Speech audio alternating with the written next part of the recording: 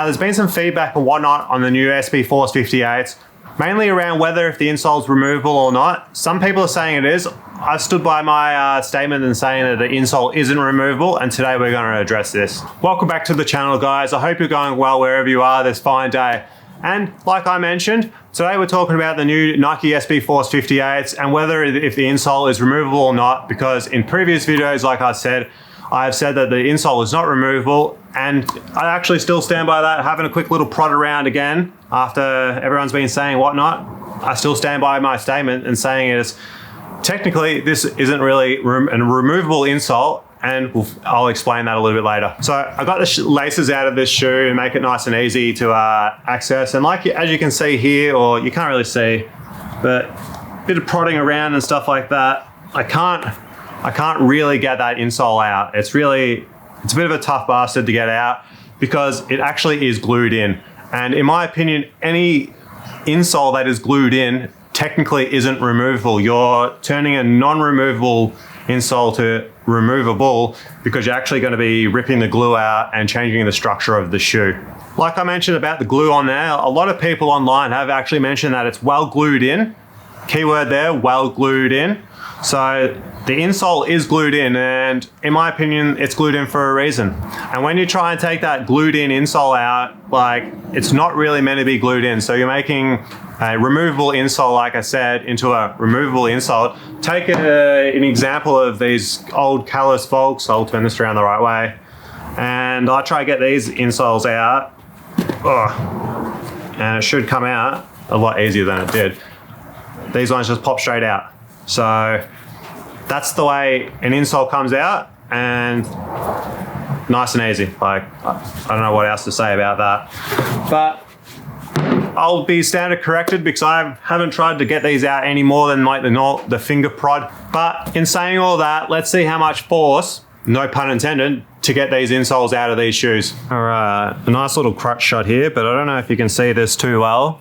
I'm just going to try and get the old finger in there and try and get right underneath, and it's like really like the insole, it's glued in. So like I've said it once and I'll say it again, if it's glued in, the insole is not meant to be removed. So, but we'll go ahead and see how much force it actually takes to get out. I'm like, you can't really see, I'm jimmying right under.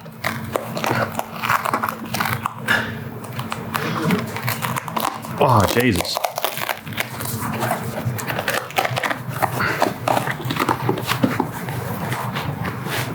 And that is that. And yeah, it's out. It's out, but is it really meant to be out? Let's have a look at that there. I don't know, that's probably not focusing very well. Yep. Still not focusing. Oh, I'll get some B-roll of that. And we'll try the other shoe as well. Okay, so the insole's out. You can see how it's like nice and it's really thin. Like, no wonder there is absolutely zero impact protection in these shoes. This is absolute junk, to be honest. That's why it's glued in. Again, like I said, it's glued in. But let's I'm going to quickly try and get this second one out as well. God damn it. It's a bit more tougher. Oh yeah, this one's really glued in, and I'm not gonna, honestly, not gonna even bother with that one because we've got one out. You can see how thin that is. Like, if you like, yeah, I don't know what to say about that. That insole is crap. It's glued in. In my opinion, you're not meant to rip it out. But I suppose if you do rip it out, you're going to chuck it in the bin anyway and chuck in something like an FP insole, which is going to make the impact protection a lot better in these. So maybe it is just worth destroying the shoe to make it a little bit better. So I think that's probably actually the good option. Like, it is the good option just to maybe rip it apart. Rip it apart and make it better. Or maybe Nike should have just started with a better insole. And actually, while I think about that, give me a second. Here's one I prepared earlier. We got some Nike SB Air Unit Notice how that came out straight away too. But I'm going to chuck that in here, see if it actually fits, and look at that. Little hack there straight off the bat. If you have an SB Air unit from like a Dunk or any other SB shoes, I reckon chuck it straight in there. That almost makes me want to skate these again actually and buy a new pair and chuck an Air unit straight into it, because I wonder how that's actually going to be. I wonder if we'll change the board feel a little bit and we'll change the impact protection. So yeah, let me know if you want to see that video down in the comments below, because that's actually sparked my intrigue on the shoe, and it could make the whole shoe just that little bit better. So look, technically the insole is removable, but it really isn't meant to be removed. But to make the shoe, possibly it actually is better to remove it, rip that glue out, chuck a new insole in there. Like I noticed the SB unit, fuck, I'm not getting that right. What is it called? There's the SB Air unit. I should know that by now, really. Chuck that straight in there and you'll get it fits there perfectly. So I haven't skated it, so I don't know if it's gonna be skating well. So let me know in the comments below if you personally have already chucked an SB Air unit into it. But anyway, team, maybe I was wrong, maybe I'm right. Maybe I was stubborn. I bought the shoe like that. I wanted to just skate it. I tried removing it and it was too glued in there. But if you rip it out with enough force, you'll get it out, change it over to an FP or an SB Air unit, and you'll be happier days with that impact protection. Don't know about, well, I assume you'll be better days with the impact protection. Don't know if it changes the board feel and whatnot like that. Like I said, I might have to go out there and skate it myself. But if you like this video, make sure to hit like, leave a comment below, subscribe if you're not already. It helps out the channel greatly. And until the next video, I'll catch you guys soon. Peace. Hey guys, me again. So I was really interested after filming that, and I actually went out and skated that night because, like I mentioned, I was really interested to see how that SB Air unit would actually perform and react in the Force 58s. Firstly, it being that little bit thicker of an insole, it actually makes the shoe fit a bit more snug, especially like on the top of your foot. So that's one thing. I suppose if you like take an insole that was probably a mil or 0.5 a mil, because the insole that was in the SB Force 58s was really minimal. So something that's a little bit thicker, I think the Dunk insole or the SB Air unit insole was probably 3 mil, and then you get your FPs of probably 3 mil and 5 mil too. So anything bigger than 5 mil, you probably find it'll turn that shoe into quite more snugging fit, especially like above the top of the shoe. Probably one of the main differences or things I actually really noticed with the chucking the SB Air unit in there is like that I could feel like that arch support slash front area support underneath the insole inside the shoe.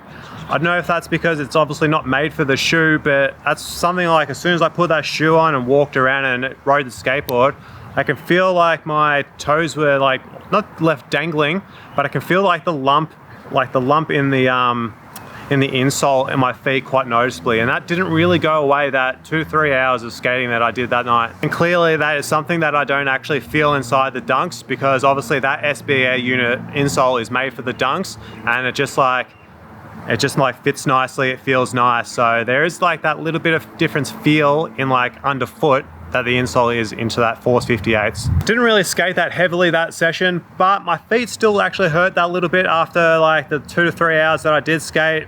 If in the reviews that I have mentioned that my feet really hurt after skating these shoes, I probably would change it. Like after putting this insole in there, I probably would say instead of being like a 3 out of 10 like impact protection, I'd probably say it's a 6 out of 10 impact protection. And I think I changed what I was talking about really quickly there.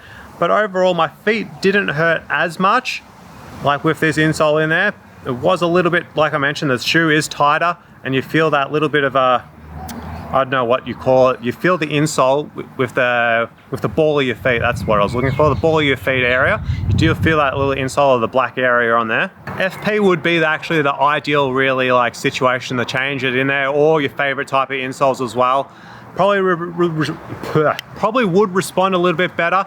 Personally, I didn't really feel like it actually affected the way I skated at all really.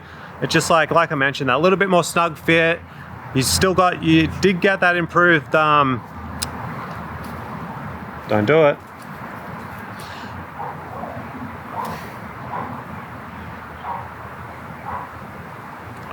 totally lost my train of thought because the dog was about to eat his own poo. Leroy.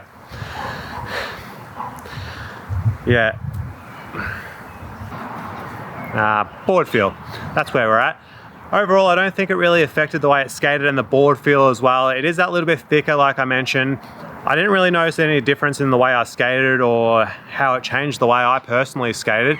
Like I mentioned, FP insoles or your favorite insole is the way to go. If you've personally used FP insoles, let me know down in the comments what they're like. Which FP insoles should I get if I'm going to get some? Because let me know your recommendation about FP or another insole to get into skate shoes, because I haven't actually really looked into it too much. I've looked at the FP ones and there's so many different ones there. Like personally, I probably only like the 3mm ones or the Ortholites that sort of mold to your feet. The game changers, I think they are. So if you've used those ones, let me know in the comments like your opinion and feedback on whether if they're good or not. And as usual guys, keep killing it, have a good one, and I'll see you guys in a new video soon. Peace.